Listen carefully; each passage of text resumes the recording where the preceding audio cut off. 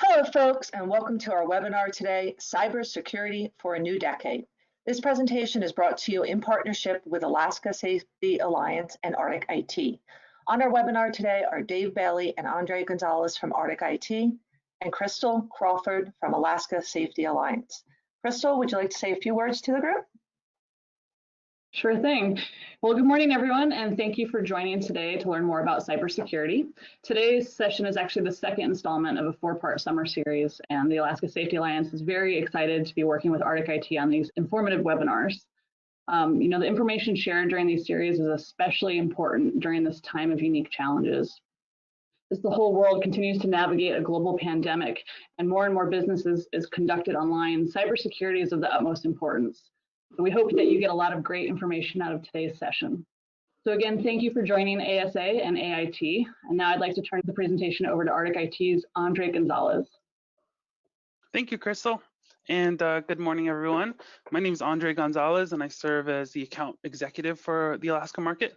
I'm located at our headquarters here in Anchorage, Alaska, over here. And I have worked on facilitating discussions regarding technology for Alaska Safety Alliance for over 2 years and have been witness to their incredible growth in that time. So with the level of increased services that they're offering now, there's many technology decisions and implementations that have taken place, and I'm glad they partnered with us to make many of those decisions. Arctic IT's vision and direction has always had cloud technologies and security as a guiding light.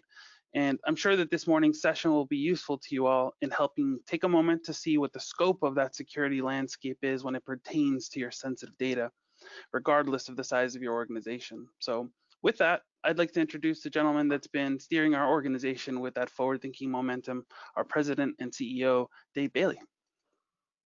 Well, hello, thanks for the intro and happy to be with you all. Hopefully you can see the presentation deck. Cybersecurity for a new decade. Interesting phraseology if you think about the term cybersecurity itself, and how quick it evolves. But as we get into the year 2020, which I don't know about you guys, is a year that I'm looking to put behind me with respect to everything that we have been facing, that cybersecurity term takes a whole nother perspective as we've moved, as you heard Crystal say, to a mostly work from home environment.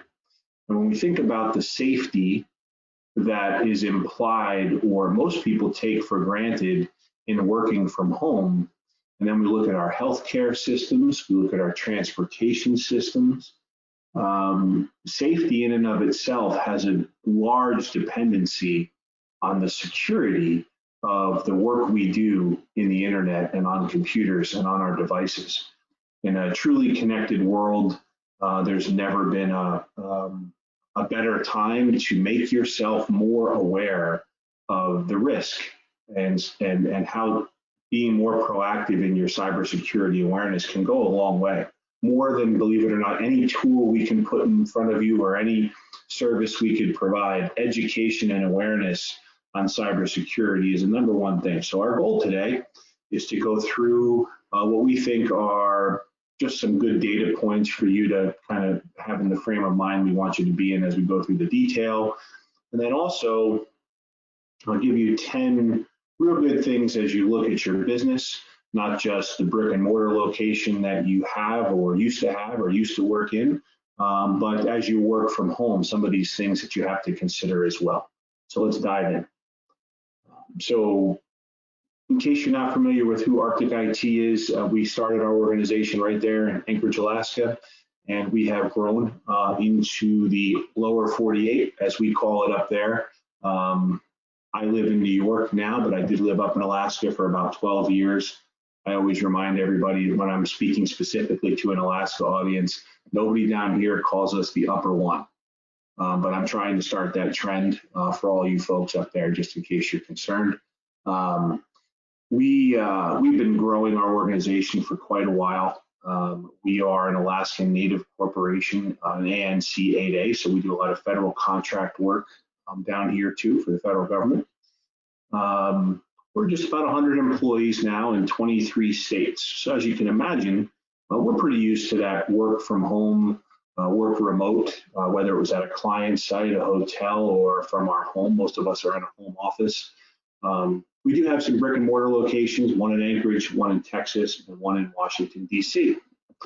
We are a Microsoft Gold partner. Most of what we do in the business application and consulting space is housed around the Microsoft platform. But when we talk about security and devices, we help secure Macs, iPhones, Droids, PCs, servers, network devices. It's all part of that homogeneous mix of technology we need every day to do our work. So we'll talk a little bit about what's trending. We had a large-scale phishing attack on Arctic IT yesterday. So when I say what's trending in cybersecurity, I have some really recent news to share with you and some cool things that we learned about our own technology and how we protect ourselves to share with you. Talk to you a little bit about the dark web. Mostly you see about it in movies today, but it's actually a real place, and I'm going to share some knowledge with you that I'm sure you weren't aware of. We'll go through those 10 security practices and then some things you can do to take action, and hopefully we have some time for questions and answers. All right, so what's trending? So it's a dark world. Some days seem darker than others. I don't know about you, but I've tried to watch the news every other day to minimize the impact of that. $6 trillion by 2021. That's the cost of cyber crime. 58% of small businesses will and already have been subject to a breach of some type. Right, so that's more than half of every business you could shake a stick at has had some type of cybersecurity incident in the past year alone. This is a scarier one, and this number seems to be growing, but as challenges with businesses being open and closed, with the pandemic that we're all going through, in addition to the financial strain that has put on businesses, cyber incidents have increased on those businesses as well because, right, their priority shift has changed, and some of them have taken their eyes off of the prize, if you will. And sadly enough, 60% of them will never reopen because of a cyber attack. Small business is not the ones you hear about. They don't make the news. You'll hear about big breaches, right, where most of your data is probably stored, whether it was Equifax or whether it was a LinkedIn breach before Microsoft owned it, or anything else to that effect. The big ones make the news, but it's the small businesses that really take a big hit. Small businesses are targeted 89% of the time over large enterprise. There's a couple different reasons for that. Large enterprise typically was able to afford more security measures, so it made it, what you would assume, more difficult to hack. Not always the case, though, just made them bigger targets. But small businesses today can do many things that are very inexpensive and cost effective to make themselves just as secure, if not more secure in some cases, than large enterprise. And we'll talk about some of that. So the struggle is real. Right? So it's real. We see it every day. We are exposed to cybersecurity breaches every day. Besides money, which is the tangible aspect of what effect it has on the business, vital services can get shut down, and that's really a safety item, right? When say you're on a train that's autonomously being run through a subway system. I'm out here in New York, and some of them don't actually have drivers anymore; they're autonomous.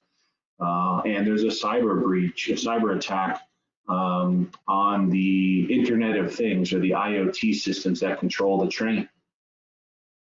How safe would that make you feel? So vital services are crucial. And then you think about a hospital.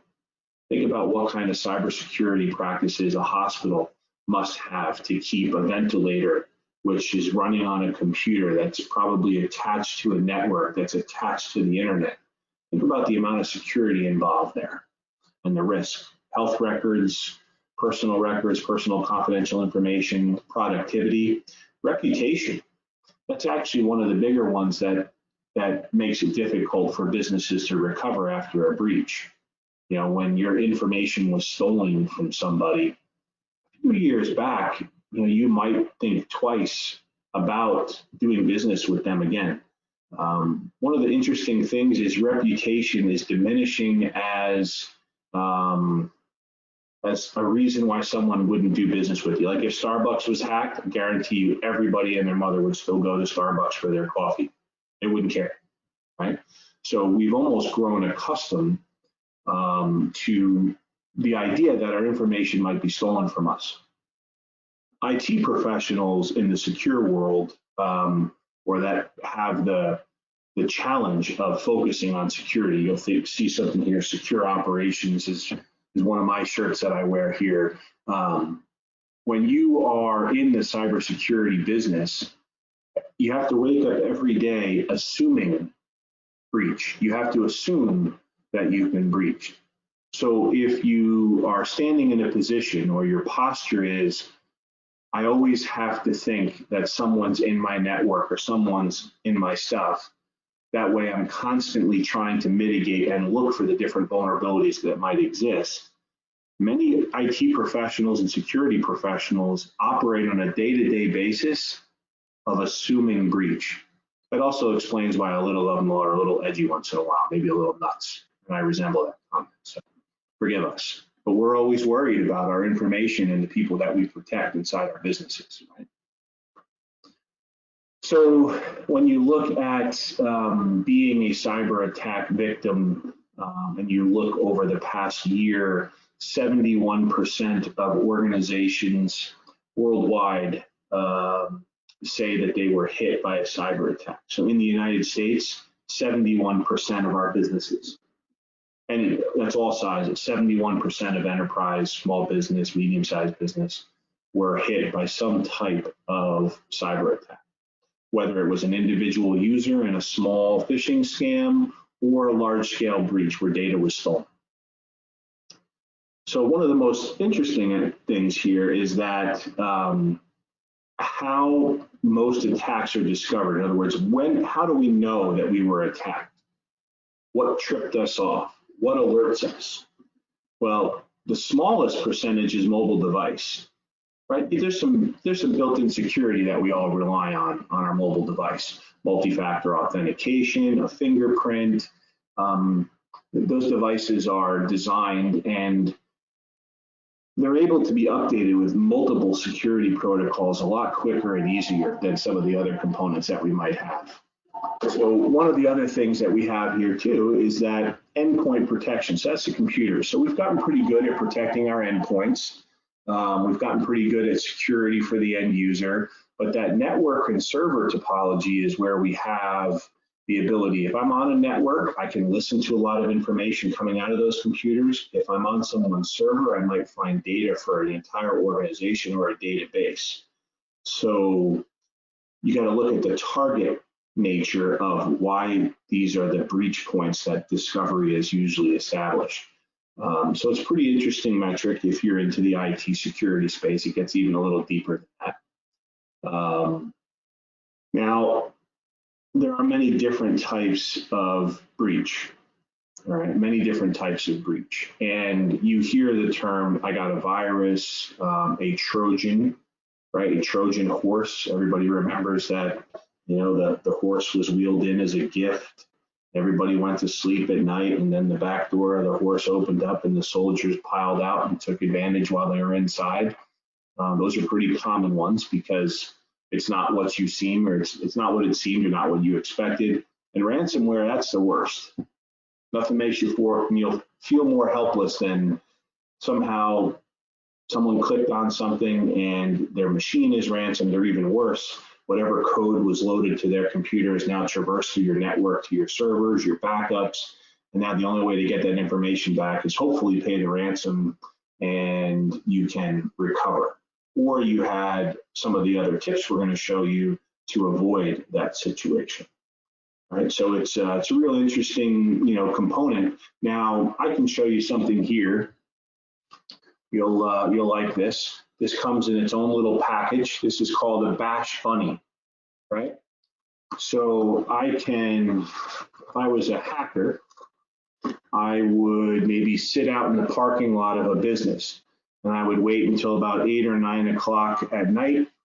And when the cleaning crew was on its way in to clean my office space, that office space in that office building that was my target, if you will, I'd grab one of the cleaning crew people and say, hey, give you a $100 bill if you walk in there and just put this on the USB port of any computer you find while you're cleaning.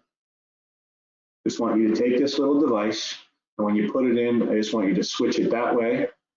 That's all you have to do, $100 cash. Thank you very much. And believe it or not, that's how organizations get hacked. USB port left open on someone's workstation on their desk because maybe they plug stuff in, they charge their phone with the USB port, who knows. This little device actually has up to 30,000 different combinations that all include a virus, a Trojan, and ransomware. It also does key logging, and it has a wireless receiver built right into it that works at 100 meters. This is a $200 device. And I can buy that online from a company called Hack5, and they send that to the house, and you're off to your races. Anybody can buy one of those. And I hope that alarms you. I really do. You could be in a retail store that has the retail point of sale station right up on their counter. And while the cashier is getting you something or has their back turned, you go ahead and you slip this little tiny thing that looks like a pigtail with a USB port on it, right? And then you go back out in your car and you plug this part of it in your laptop. And as long as you're within about 100 feet of that retail point of sale workstation, every credit card and transaction that comes through that computer can be fed right to your laptop. This is called a rubber ducky. Okay, so when you think that this is, when I tell you the struggle is real, these are the kind of devices that exist out there on the market that anybody can acquire. I am a certified ethical hacker. I just want to make sure you know that I have my white hat. A white hat means that when you hack somebody or you try to do a breach or some type of vulnerability assessment, you have a contract with that person. They have given you permission to try to hack them, and that makes it what you would call ethical. The only difference between an ethical hacker and a non-ethical hacker is not the hat. It's actually one has permission and one doesn't, although the hat makes it a little bit more succinct. Another way that ransomware, virus, Trojans, and those type of things can get stuck onto your computer or your mobile device. This is a USB device. It's called a Wi-Fi Pineapple. And no, I didn't make that up. You can see here, it's actually called a Wi-Fi Pineapple by Nano. Different company sells this. I can put this on the computer. I can sit at a conference or in an open space, a Starbucks, and I can put up a wireless network called Free Wireless at Starbucks. Guarantee you within a half hour or so, I'll have a dozen people or so that have just jumped onto that Wi-Fi. When they jump on my Wi-Fi network, I'm going to use a laptop, maybe this one or this one or this one, and then I'm going to see what kind of information they're putting across the net. I might pick up some usernames, passwords. I might pick up what they're doing on the weekend, who they're friends with, what social sites they're on. And that is how you may become a target for social engineering. They might not hack you. They might just use the information they're getting from you and use it down the road. So hopefully those couple little examples give you a little bit of fear, uncertainty, and doubt. If you left with anything today, I'd want to make sure you knew that these things are available for someone to purchase, and it's very unlikely you would know that you were being hacked if you were with those tools. So then I go back to my previous conversation. You have to assume breach. You have to assume that someone's always trying to attack your information. As soon as you let up your guard, as soon as you think that, oh, I'm solid, I don't have to worry about it, well, that would mean that you become complacent and you've taken for granted the security that you assumed you had, right? So let's talk about that. One little quick point, Cherie, sorry this wasn't in the deck that you put together. I threw this in there today. I'm not going to go through every one of these. I know it's relatively verbose. This is guidelines for virtual conferencing. We're using GoToWebinar for our meeting today. Arctic IT relies solely on Teams, Microsoft Teams, to work with our customers, and our entire organization is connected through Teams, both for information, phone, chat, data sharing, document sharing, video, you name it. We use the whole suite for our entire operations. Our organization runs on Teams. We could not work without Teams. That's how quintessential it is for our company. And it's becoming that way for many of our clients. But it's still a good idea to go through some of these things, and because not all video conferencing software is the same. Zoom has recently put together a bunch of really good new encryption and security features into their product. A few months ago, they did not exist. We could be in a meeting like this, and all of a sudden, someone was joining our meeting and actually looking at all the information that we were sharing. Could have been confidential information, could have been an HR meeting about an employee with social security information. File sharing and recordings and everything that goes on inside this virtual conferencing world that we're now growing more and more accustomed to as a society, you have to take extra precautions. So the deck itself will be made available to you, and we'll send this out as a worksheet to all the attendees today so they have some of these tips and tricks for virtual conferencing. So let's talk about the dark web. Now, you heard me use the term. Some people might know what the dark web is. Most people I find that say, they're like, yeah, I've heard of the dark web. They've never been to it, and they don't know how to get to it, and they really don't know what it is. But it would surprise almost anybody to know that the internet, as vast and as capable and as much information as it holds worldwide, occupies only 4% of the web. The dark web, or the deep web, is everything below that. The majority of internet traffic, the majority of users of the internet and information that's out there is in the dark web that you would never be able to touch and get to. So as vast as the internet has become, 4% of it is the internet When we do deeper security dives for IT professionals and some of our leadership inside the executive tree of some of the companies we work with, I take them on a field trip to the dark web. I literally take the audience into another machine of ours. We go down into the dark web through several layers of technology, and we go out there and I show them that we can shop for identities. We'll do a search for that executive's account information and name to see what we can find on the dark web. We will go out there and look at the different type of websites that sell the data that you have. Everybody that's on this call right now, I would take the bet that your information is available on the dark web. Now, it could have been from 15 years ago on some Yahoo account that hopefully you've gotten rid of. If you still have a Yahoo account, I'm going to tell you right now, get rid of your Yahoo account. It is the most unsecure communication path on the planet. It is the worst technology ever. If you have a Yahoo account, please hear me. It's the most hackable technology out there. Remember, it's free. So when you think about all the information that could be out there on the dark web, it's sold.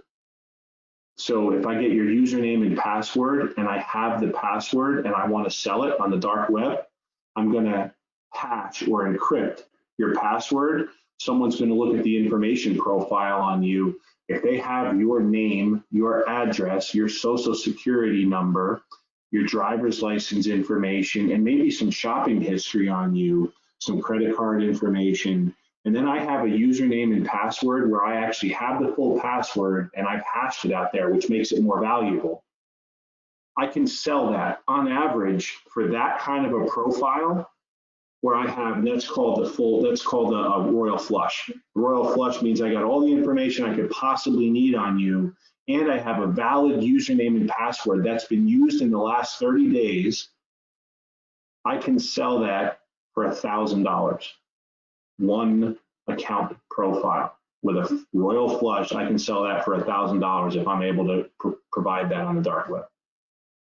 And there are people out there that will buy it for $1,000, or they'll buy 10 of them for $10,000, and they'll use that investment, and only one of those has to pan out for a credit card, a loan, information, banking information, you name it. So that is how the dark web works. Now, who else uses the dark web? It's not just for criminals, although that is a large portion of its traffic. Military uses the dark web. Deep state uses the dark web to move information. Every once in a while, something from the dark web makes it to our media and we hear about it and we're like, what? How did that happen? Most of these things are communicated and done through the dark web. And remember, the internet was started by the military. It still remains a massively deep state military type channel that's worldwide. Okay? So we talked about this. Hidden universe is kind of entertaining, right? Undetectable for conventional search engines like Google. There is a Google for the dark web, and Google does have a tremendous platform for what we call hacking tools. The hacking tools that Google has put together are mostly for intrusion detection and research, mostly network level telemetry through a browser type stuff. But Google does have a really good hacking platform. 550 times larger than the surface web, that's the dark web. You operate anonymously. That means no one knows who you are. So when you get out onto the dark web, you don't have an IP address that's traceable back to who you are, or even where you are. So it's anonymous browsing. All right. So how are you being compromised right now? And you might be. The fact is, you might be. So malicious individuals look specifically for your email, who runs your organization. We'll show you some phishing attacks that happened to us yesterday. We had several employees at Arctic IT receive emails from me as the CEO of Arctic IT, sent to their personal email, not to their work email, but sent and spoofed to look like it was from me. I didn't send those messages, of course. How would a hacker know to send a message from me to my employees' personal emails? We think, we can't necessarily confirm, that the LinkedIn breach from years and years and years ago, where people use their personal email for their LinkedIn accounts, not necessarily associated with work. Every once in a while, that data makes a resurface and someone will buy a bunch of those accounts and send off some phishing attacks. All it takes is one.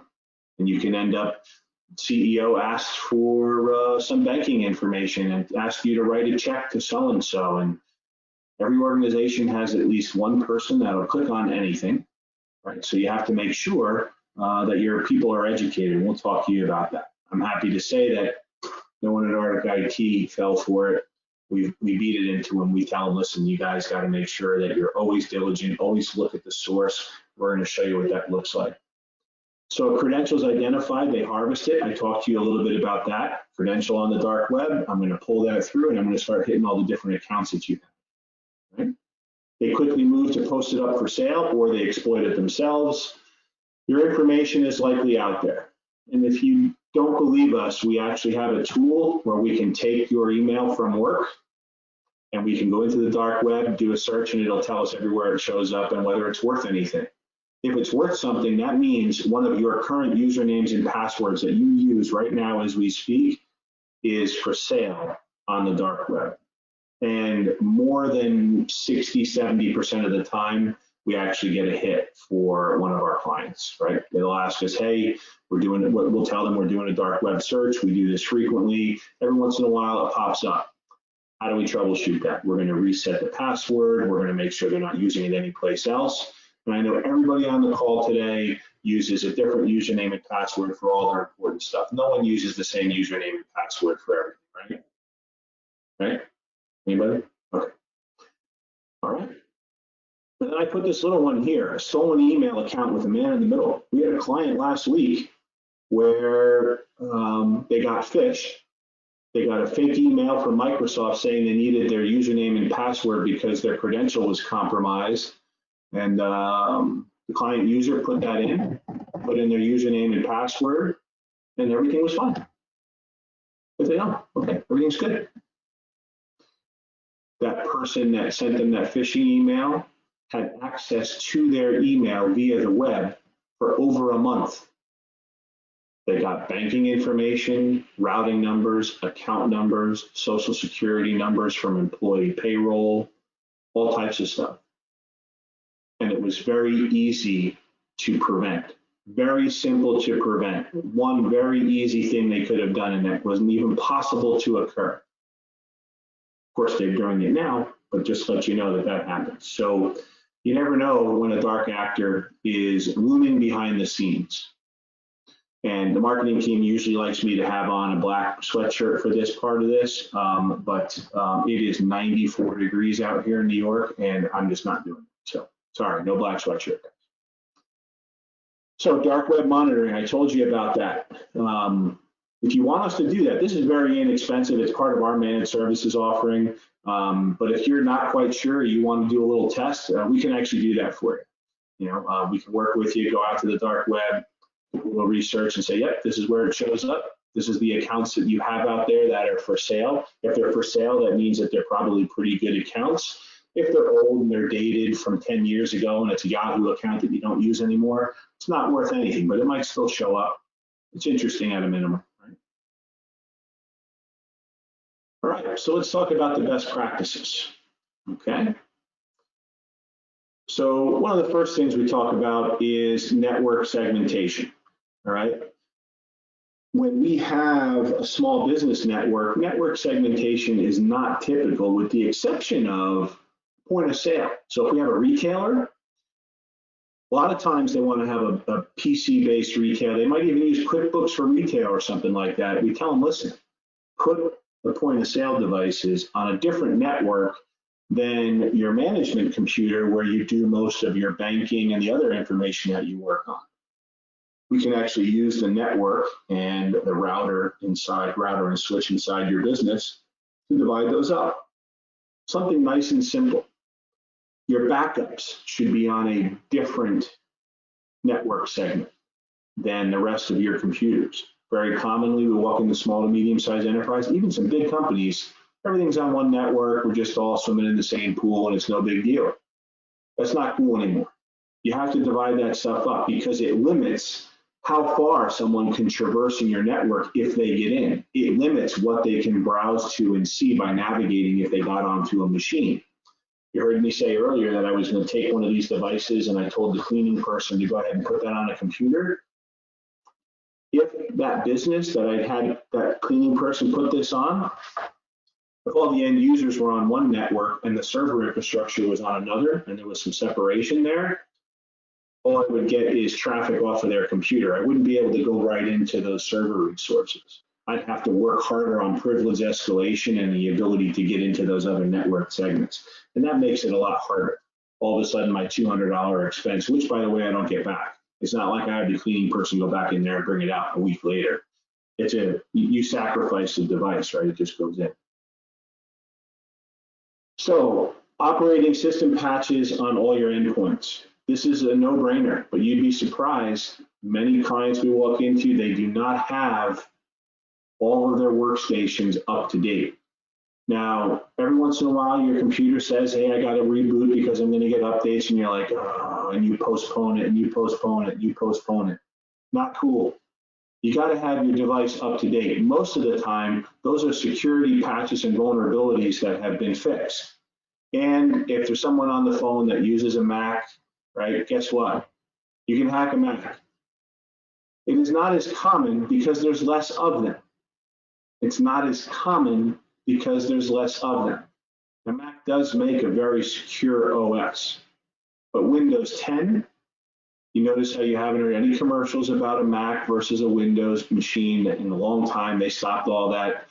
This evolves too quick, and Mac started to lose some traction on the security of its operating system, and they started to have some vulnerabilities.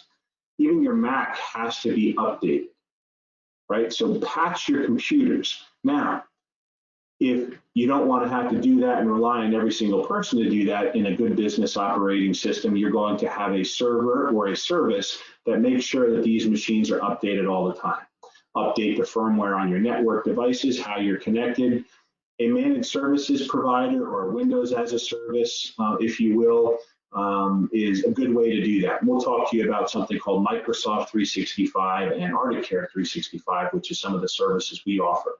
That means we take care of patching all your devices and your mobile technology, your browsers, Adobe, you name it, different line of business critical applications for you to make sure that those updates and patches are put into place. All right, endpoint protection.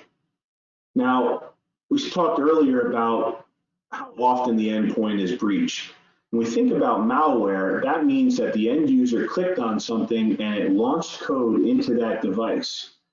You want to make sure that your devices have the ability to sense if something's trying to get installed on the computer.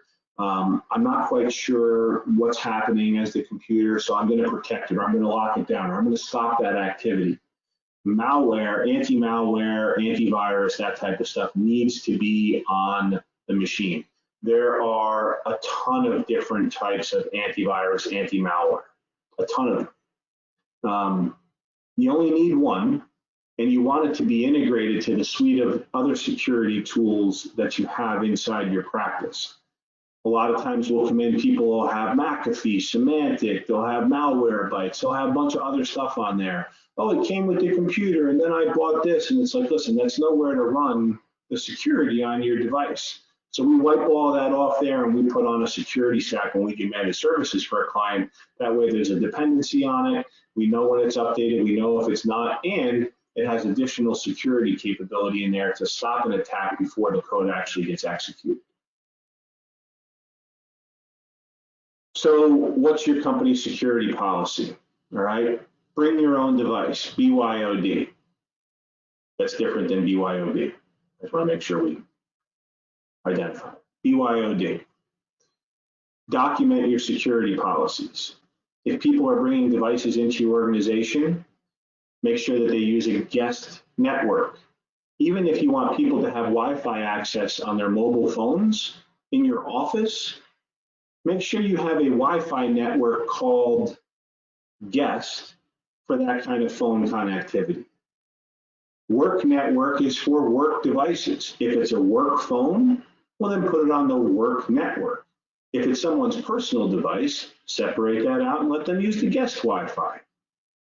That's an easy thing to do. It doesn't cost money, and it's one of the #1 things that we find on people's Wi-Fi. They don't segment out their guest traffic from their business traffic, or they'll let their employees connect their mobile devices to the work network, which is not a good idea, unless it's a work-issued device, which means it wouldn't be a BYOD device. It would be a work device. Okay, really important that you understand that. Right. Internet use, make sure that you have a good company security policy in place. Your networking technology should have the ability to limit what people can see and where. Certain types of websites should not be accessible. That's called a blacklist or a whitelist on what you want people to be able to traverse in your business network. Granted, you can't be too stringent, but at the same time, you have a responsibility. So sometimes you can put on some filtering, if you will, to make sure people don't go to the wrong spots. And end user cybersecurity training. This is the single biggest investment you could make, and it's not a big investment, very inexpensive. We actually use a tool called Mingeo. It's something we can help you get started with. We can turn it on for you. Educating your end user to be suspicious of certain types of messages is the #1 way to stop a cybersecurity event. All the technology in the world is not going to prevent an end user from clicking on something that allows something in, because they didn't stop and think about the source, the content, the context. Education is important. And I don't mean that once a year thing that you do where you have this little training exercise about cybersecurity. We actually do a weekly send. It takes 5 minutes for every employee. It's every week, and it's an episode. It's cartoon driven. It's scenario based with real world scenarios so that they can see that here was a hook, line, and spoofer. Passphrase for days, compromising crash, right? All little different cartoons. You watch it for 4 minutes. The last 30 seconds, you answer a 3-question quiz, and it tells our security team and our leadership that you did your training and you learned something about different ways a breach can occur. So it's extremely easy. It's borderline free. It's really inexpensive, and the content is really, really fresh, and they're really creative with it. I strongly suggest you take a look at Ningio. We can help you implement it, get you onboarded with it. If you have questions on it, let us know. So here's a phishing example. First one you'll see was yesterday. I got an email, right? And it's from Brooke Banks Apartments, which is Realstar in Canada. Never heard of that, don't know what it would be, but it says it's from Microsoft. I have to sign in to view my fax E1 document. And it tells me that Microsoft is a tool for sending, receiving business files online. It can be used as a protected area for sharing clients and partners. And it's powered by Microsoft 2020, which isn't a thing, by the way. Even has a confidentiality statement on the bottom. But there's several things here. One, the from is what we're always trained to look at. Look at the from. It might even say from Dave Bailey, but the email address is not mine. Real sophisticated one will be my email address. So what else can we look at? Well, we know that Microsoft doesn't send this message like this. If you've ever seen one of these, this isn't real. We can see that it says send data from something, something, something, which might be a device ID. We can go down here and see something called Lamar and the state of Texas. Well, it's a .ca. I got Texas and another company name unrelated to Microsoft. Look at all the things wrong with this email. There's actually 12 discrepancies in this email. Here's another one. This one was sent to me about 6-7 months ago. Now, I bank with Chase, right? But I don't use my work email for my Chase, so why would I get a message? So that's hint number one. Why would Chase send me something to my work email? Next, I notice here, well, there's a notification from Adobe Connect. That's the email. Chase could use Adobe for marketing, but not for a message. Funky stretched Chase logo at the bottom. And then there's this weird hyperlink. So I'm a security professional. I'm going to look at the hyperlink. I'm going to copy it and then drop it into a tool that we use.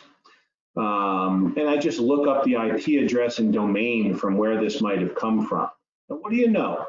It's from my friend Dmitry Shielov, located in Moscow, Russia. That's not a friend of mine, by the way. So this is a real threat. This is a real phishing attempt. This is just simple. And if you're a Chase customer, you might get emails all the time, right? So you got to be careful. These things get more and more creative as the days go on. Number 6, limit guest access. I talked about this. Use separate LANs for wireless, right? Don't let people onto your main network, even at your house. Now that you're working from home and you have that one wireless internet at your house, many people we talk to are like, what do you mean use a separate network for work? Well, your work, your employer, should allow you to have some type of routing device at your house that allows you to have a work network and one for everybody else. You should have your home network and a work network at your house. Different traffic, set it up a little differently. One, if someone hacked your work machine, it protects your home, and vice versa. In my house, I have 6 networks. I'm a little overkill. I have a guest network. I have a work network with separate routing and separate network structure. And then I have 4 separate networks in my house. One, because I have to throttle the amount of Xbox traffic that's using up my pipe, right? I don't know about you guys, but with the kids home from school and the Xbox traffic, especially when we hit the summer, I got to throttle that stuff way down, and I can reach over and I can push a button and all the Xboxes go off at the same time, and there's a little screaming and kicking, but they get over it and they get forced to go outside. So perform access control reviews. Limit what access people have. You might hear this term coming up around your world called zero trust. Really important that we understand what zero trust means. Doesn't mean that we don't necessarily trust our folks. We just have to assume breach. The antithesis, if you will, of assume breach is I assume I'm secure. Not cool. Zero trust means I have to challenge every request for information that comes into me. I have to challenge what information people can see. There are some organizations, as they get bigger and bigger, that will have a finance network or VLAN, if you will, virtual network. They'll have HR has a separate network, and then we have sales has a separate network. They go that crazy to divide up the traffic. When we move to a cloud environment, we also want to be able to say, well, what information can I secure up there, so that you have to have challenges for what people can get to. You'll hear something called DLP, or data loss prevention, which is a feature inside the Microsoft 365 cloud, right? So we can also say, if an email goes out and it's an Excel file and it has the word finance in it, I'm going to block that or ask for an additional username and password, just to ensure that my information is not getting moved to the wrong places, right? And then admin control. Small, medium-sized enterprise, and even sometimes in the enterprise, the same daily driver account I use to log onto my computer is an admin account for one of my cloud services or one of my servers. Use different accounts for administration. Remember I told you about if I get this device into the network and I can't get outside of the workstations, I'm going to need to have privilege escalation. Well, if your daily driver accounts, which is what I pick up mostly with this, they don't have any admin privileges anywhere, including to their local machine, I'm pretty much locked out. I can't go too much farther. I can't really do anything. So if you don't have that, I can start to leverage those different attack vectors, and then I can get privilege escalation and move through your network. All right. Automated assessment tools. We have a myriad of tools that constantly evolve, right? Constantly evolve. Tools are always going to change. Sometimes one tool company will buy up another and it becomes one. Sometimes a large tool company breaks into 2. Our tools change all the time. The truth is you want to have a number of tools. You don't show up to work on a car with one size wrench. You need an entire toolbox in garage. When you think about the security of your information in your business and your network, you want to make sure that you have multiple tools to scan information coming in, scan information coming out, have a workstation that's not on your network and try to get into your own environment, right? That's called penetration testing, to see what we can get into, what kind of holes we find. That's a big component of what we do. So assessing what security risks you have. If we take you on as a managed services customer, one of the first things we do is we use a tool called Network Detective. We go out there and it scans the entire environment. It tells us what ports on computers and servers and routers are open. It tells us maybe there's information or some type of data feed that's leaking data out to the internet because something wasn't plugged up properly. Just like a hose loses water, believe it or not, you can have different ports on your internet and your network that can bleed data out. Right? So we look for all those things, just as an example of having an assessment tool. Multi-factor authentication is the tool I was talking about earlier, where that person had their email credentials stolen because they got an email saying, oh, you have to put in your username and password and everything's going to be fine, and they didn't. Multi-factor authentication means that when that occurs, right, as soon as that request is made, for them to log in, they're going to have, just show that real close, you probably can't see it. That's my authenticator. Right, I have 39 different authenticators in one Microsoft Authenticator tool. I also have a Google Authenticator. Some of that's for work, some of it's for my personal devices. That means when I go to log into any of those web services or any accounts, it's going to ask me for the authenticator code, or it's going to give me a message that says approve. And some people are like, man, that's such a pain in the butt. I don't want to go through that. It's not a pain in the butt. If you're working on your workstation for work and you're in the environment, you only do it once while you're using the technology you've logged into. You don't have to do it between applications or do it between different documents you might open. That's not how it works. So I have my web console open all the time to portal.office.com, which is a Microsoft 365 subscription. And if I log out of that browser and I want to log back into all my stuff in the cloud, well then yeah, I would have to put in the code again. It takes 2 seconds, or I just hit approve because it's a trusted device. Multi-factor authentication can thwart 99.9% of identity attacks. Not all attacks are identity attacks, but identity attacks where the credentials are harvested, it's a great way. If you don't have it turned on in your environment, or you're not in Office 365 with multi-factor authentication, ask us for help, we'll get you set up.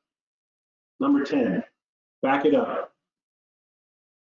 Backing up your stuff on a thumb drive locally or whatever, that's not legit. You want to make sure your content is backed up in a cloud storage facility. Cloud storage, and then back that up maybe to another cloud. We do that. We have all of our data inside Microsoft 365. We use Barracuda cloud-to-cloud backup to back up our Microsoft content over into an Amazon Web Services store that Barracuda has carved out for us with all of our data fully encrypted up there. Email, OneDrive, SharePoint, Teams data is all up there. Have a multi-cloud strategy, but back your stuff up to the cloud. Why? Well, if you get a malware attack or you get some type of ransomware attack and it hits your device, you might lose a device. You might lose information you had stored locally. But all the corporate information you work on is going to be in that cloud service and backed up somewhere else. Ransomware is not going to traverse those 3 locations. Okay? Back up your data. All right, so what do we do to take action? All right, talked about backing it up. Data on your device, multi-cloud strategy, minimum 1 backup off-site. Don't have all your eggs in one basket. That's the moral of the story. Do not do that, okay? How can you protect yourself? Passwords matter. Don't have the same password in 20 different accounts. Don't have a simple password. Don't make it your pet's name, or when people ask you, by the way, and you have these security questions for your bank account, and it says, what was the make and model of your first car? What city were you born? If you're actually putting the right answers in there, like you're putting, a Honda Accord, and I was born in Denver, and you're putting those real true answers in those security questions, I got to tell you, that's a mistake. Don't put the real first car you had. Don't put the real city you were born in. Make up a city. Make up a city that you wish you were born in. Don't put the right answers there, because chances are you're going to be out there on Facebook and someone's going to be like, man, who likes Honda Accords? And you're going to be like, me. Anytime someone asks you or gives you a date-sensitive thing, they're profiling. So the people that respond, if they knew that song or they knew what that little picture of something was, they know you're in your 50s, they know you're in your 60s, or worse, you're in your 70s and you're low-hanging fruit, because you might not be accustomed to the type of questions being asked and how valuable it is to someone that's social engineering data out of you, right? So make sure you're smart about that stuff. Guard your devices. Remember that USB port I told you that the cleaning person was going to go put this on? in a hardened environment, you would not be allowed to plug something in a USB device on your computer. And I don't care how important you thought you were, you can't. You're not plugging in anything in. Take away USB plugins. Now, for some people, that's like, well, we can't do that. You know, that's not going to work. Well, if you don't have those other security measures in, segmented network, anti-ransomware, anti-malware on the computer, and you got an open USB port, anything that happens to you, I got to tell you, you earned it. Multi-factor authentication, huge. Train the clicker. Do not click. If you even think for a second it's not something you should click on, please don't click. Microsoft 365 for business and enterprise, that's something that we implement for our clients. Huge value. It's very inexpensive. Coupled with our support services, it can go a long way. If you want more information on how to get signed up for that, it's a very, very great opportunity for you to immediately, overnight, elevate your security posture just by moving into that cloud. Having an IT guy is not enough. Your IT guy is constantly worried about the information and how you use tech. You can use a managed services provider so that the IT guy can focus on, or IT girl can focus on, making the technology more strategic in your use, helping your users take better advantage of the technology and become more strategic in how technology affects your business. Let somebody else worry about the maintenance, the updates, the patching, and give them a leg up. They still have to be concerned about security, but how are they going to buy all the monitoring tools that a service can provide at scale that you don't have to buy yourself? Right? Think about that. We call that ArcticCare 365. So ArcticCare 365 is managed cloud services and security. It involves unlimited support from us on the desktop, and it also includes, baked right into that, Microsoft 365. So that's all your Office apps, your security patches and updates, and a cloud console to reset your passwords, manage your mobile devices.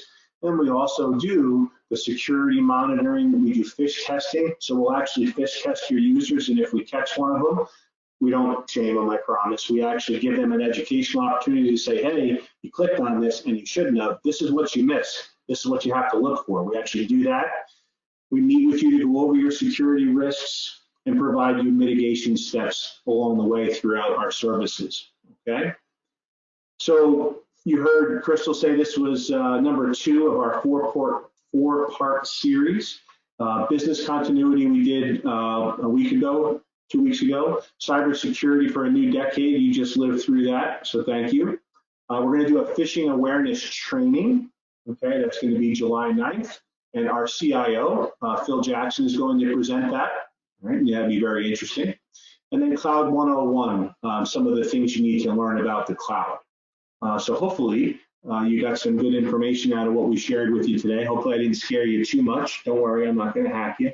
Remember, I have a white hat, right? So I'm ethical. So let's open it up for some questions if we have some time. Thanks, Dave. That was a great presentation. We'll give it a few minutes to see if we have any questions that come in.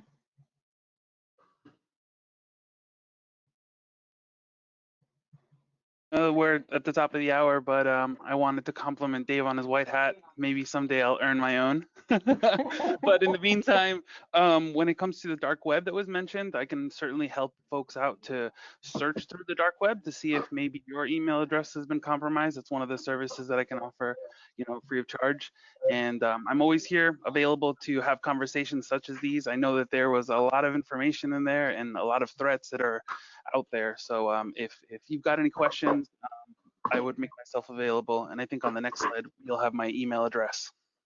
Yes, I got it. Coming up.